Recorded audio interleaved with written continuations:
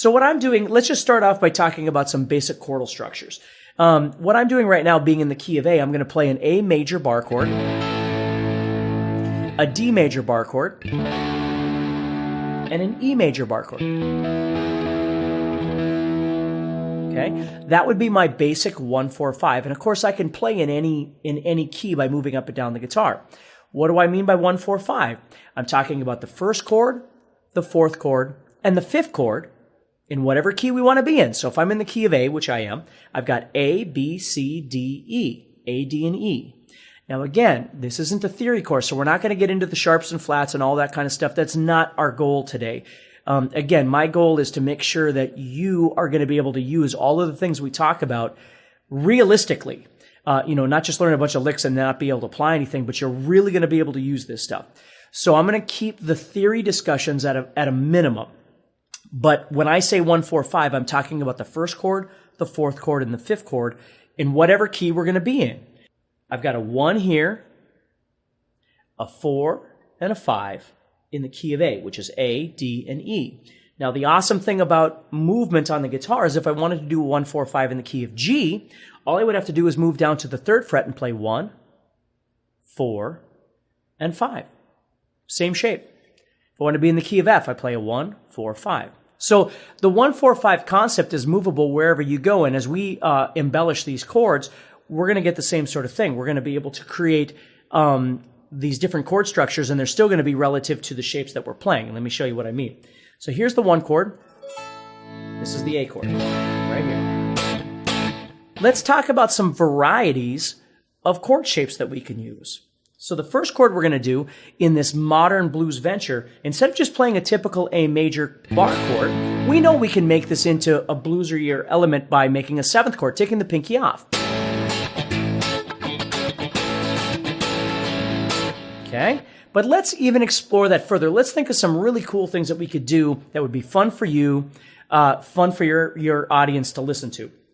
So instead of playing the A like this, what we're going to do is we're going to go up to the 12th fret of the 5th string, which is A, and we're going to create a C chord with those 3 fingers. So we're playing on the 2nd string, 10th fret, we're playing on the 4th string, 11th fret, and we're playing on the 5th string, 12th fret. Then I'm going to take my pinky and I'm going to put it on the 12th fret of the 3rd string. See how cool that sounds? So instead of just going down here and going with that sound, and again, there's nothing wrong with it, it's a great sound, but I can come up here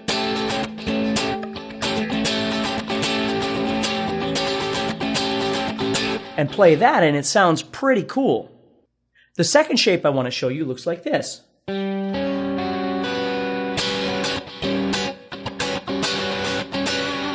Okay, so now what I'm doing is I'm going to the 5th fret of the 4th string, excuse me.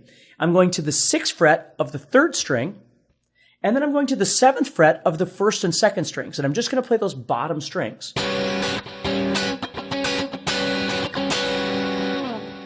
See how cool it sounds?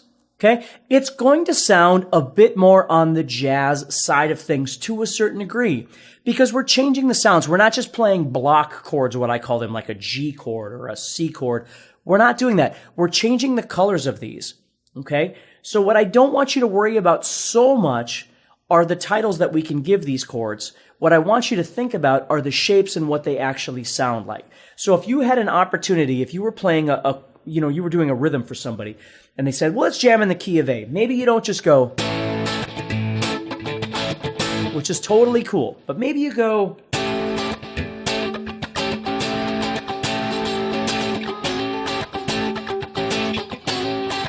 see, I'm doing that little slide. It sounds really cool.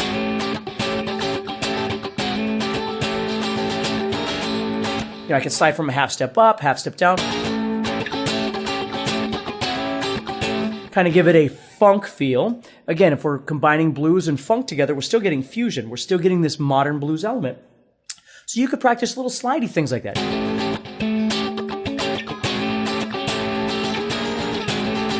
Isn't that cool? Okay, now let's come down here and let's look at this new chord that I'm doing here. Okay, if we put A in the bass, I'm going to pluck that 5th string for you, which is A.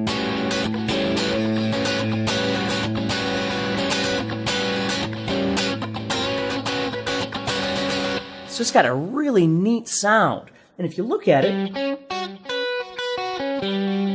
all those notes that we're creating right there, we're going to be using in scales coming up. Okay? That's the point, is that we're changing what we're doing to add elements of color. It's entirely up to you to decide how much color you want. If you really understand the brothers' relationship between blues and jazz, blues, by tradition, tends to say a little more basic. Jazz does not. And that really is the marriage that we're looking at right now, is how to take these blues elements and figure out how to color them up. You just have to decide how crazy you want to get, because it can get pretty crazy in terms of the color. And so the trick is, once we start moving into the scales, is to start thinking about how to use these notes effectively. So you're not just playing a bunch of different notes. And so think about that a little bit. So we got our A chord. Or maybe you got this one down here. That's a great sound too. Here's one of my favorites. I will substitute for this A chord on a regular basis. I love to play this.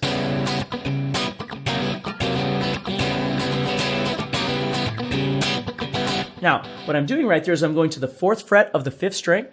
I'm going to the 4th fret of the 3rd string with my first finger and my middle finger. I'm going to the 5th fret of the 4th string with my 3rd finger, and I'm going to the 5th fret of the 2nd string with my pinky. So I have 4, 5, 4, 5.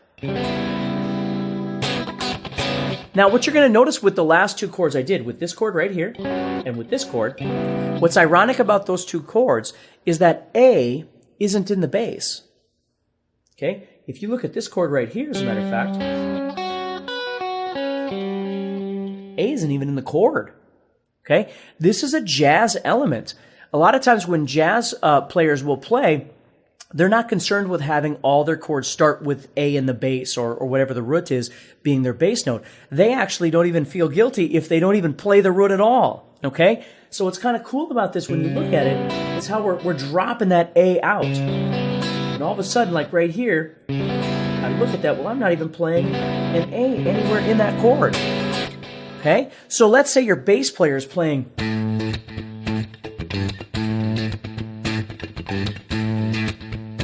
Keep that going in your mind.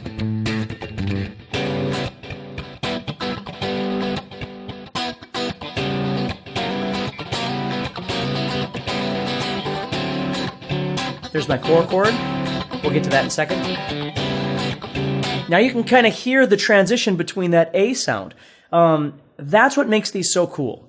You know, if you just go and play this chord, it might not have the elements that sound like A, but if you get that A sound in your mind, then you add,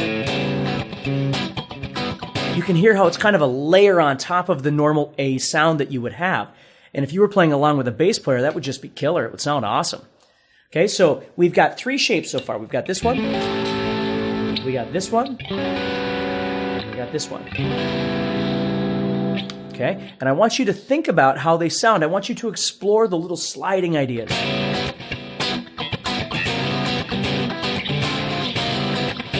You know, it's totally a modern blues fusion element to be able to do that. And you can slide any of these. You can do it on any of those. All right, and the last chord on the major side of things I'm going to go up to the 11th fret of the 4th string, the 12th fret of the 3rd string, the 12th fret of the 2nd string, and the 14th fret of the 1st string. So what I'm doing is I'm pressing on the 11th fret with my first finger, the 2 12s with my middle finger, and the 14 with my pinky.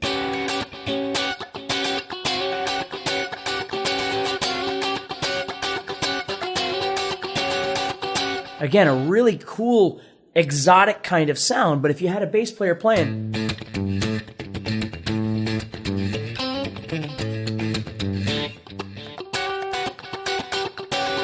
it almost has that Prince sound to a certain degree with it. Not exactly, but a little bit. It's pretty cool. And there's just a host of different kinds of things that you could do, but what I want you to do is, in a useful manner, instead of giving you 78 different versions of chords to try and use, take a couple and just start learning how to change it up a little bit. And then what we'll do is we'll start looking at some of these other chords as well. So let's say, for instance, we're now going to go to the 4 chord, which is a D chord. Well, D can be played here. We can make that into a 7th chord. We know that. That's the basic fundamentals of jazz, right? But the other thing that makes this sound cool, if we're going to be in this position, is to play it as a 9th chord, which looks like this.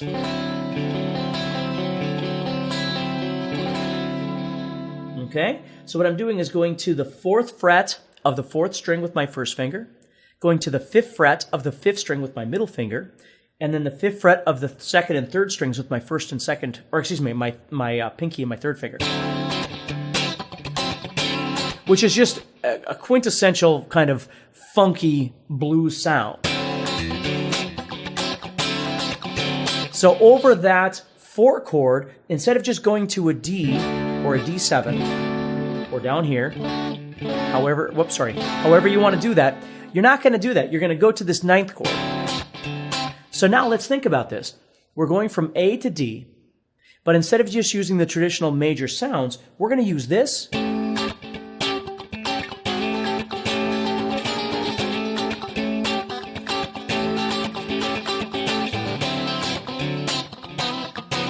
And see how cool it sounds already with just those few little tweaks. Now, of course, there's rhythm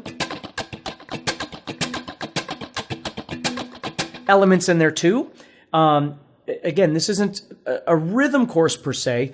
You already want to be getting to that level when we're talking about these sorts of things. But rhythm is absolutely essential to what you're doing here. If you just go, you're kind of missing the point. You want to make this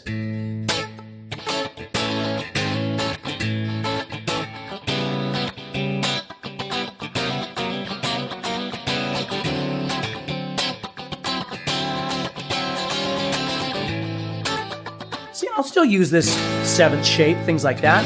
Like right there, I'm doing an A7 bar chord with my pinky over here on the 8th fret. I'll use that shape for sure, but I love to use these other kinds of things.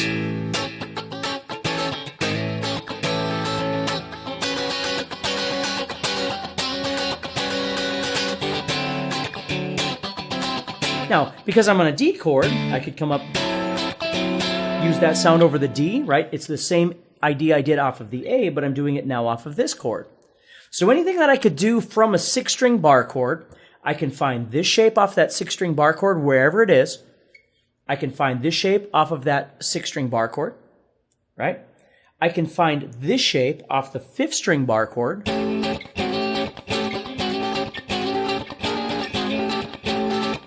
I gotta know where A is, right? And I could do this one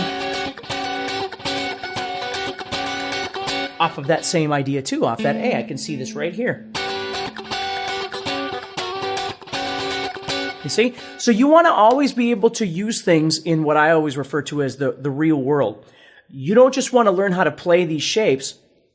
You want to figure out how to use those practically. So if you have an A chord that's going to be played, you look down at your guitar and go, well, I got that, I got this, I got this, I got this, I got this, or whatever, right? D comes up, the 4 chord comes up. We got our traditional D sitting right here, or D7 we could do, and it'd be perfectly fine. But now we've got this D9 over here that we could use, which sounds really awesome. Or we could go up to this D on the 6th string, and now all of those rules that we did on A are now going to apply to this D. Pretty cool, huh? 5 chord comes up, which is the E chord. Now again, I could play that as an E7. That would be cool. That would be just fine. But what I could do to make this sound a lot cooler is I could use what's called an E sharp 9 chord, which is kind of the quintessential funky blues sound that you hear like in Purple Haze, for instance. And this chord is going to become very important for us down the road. So we want to make sure that we're getting this chord very comfortable. So we're using a D9 as our 4 chord. When we move this up to E, 2 frets higher, we're going to take that pinky, we're going to kick out 1 fret higher.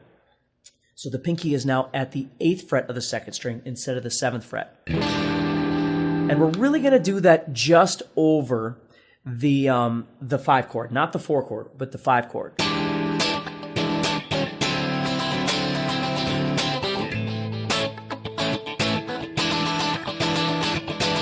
So you see now all of a sudden my blues is becoming far more interesting, far more colorful, and for me, just a lot of fun to play. I love that kind of thing. Not that I don't love, I love that stuff too. But the goal here is to start figuring out, we back off that gain a little bit. Here I got a little bit of delay on there, right?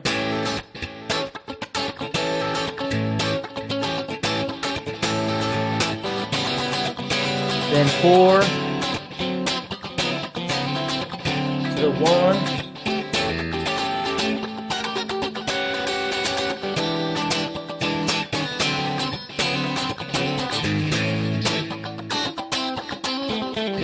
Okay, so we're just kind of situating ourselves with some chordal structures that are going to be really fun to use for the rest of the stuff that is coming.